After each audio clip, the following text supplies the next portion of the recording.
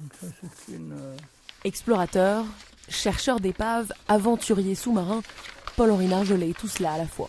Donc ça, c'est une mosaïque sonar dans la partie arrière du Titanic.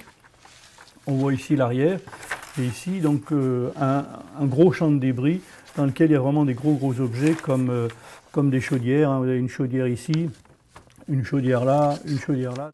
En 1987, il fait partie de la première expédition de récupération d'objets du Titanic. On est arrivé le long de la coque, du côté bâbord, là, on est remonté le long de la coque, et on est arrivé et on a vu d'un seul coup les chaînes d'encre, les treuils qui sont brillants parce qu'ils sont polis par le courant.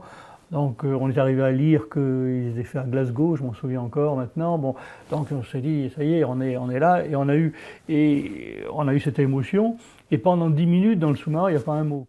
25 ans et une trentaine de plongées plus tard, 5500 objets ont été remontés des profondeurs. Paul-Henri Nargeolet connaît presque chacune de leurs histoires, comme ce drôle de sac en cuir. Au début, on ne l'a pas ramassé, et puis un jour, on s'est dit, bon, il faut le ramasser, il faut voir ce qu'il y a dedans, c'est quand même intriguant. Et quand on l'a ouvert, ce sac était rempli de bijoux, de pièces d'or, etc. Après 22 ans dans la marine à sillonner toutes les mers du globe et autant avec l'Institut français pour l'exploitation de la mer, le directeur des recherches du Titanic a choisi les forêts du Connecticut comme port d'attache.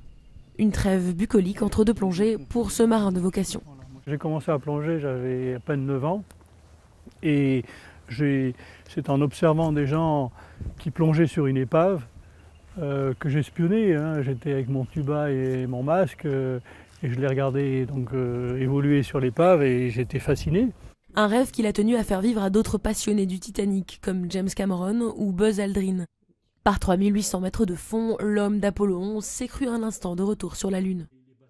Paul-Henri Nargeolet, lui, compte bien retourner à bord du Titanic dans les 2 prochaines années.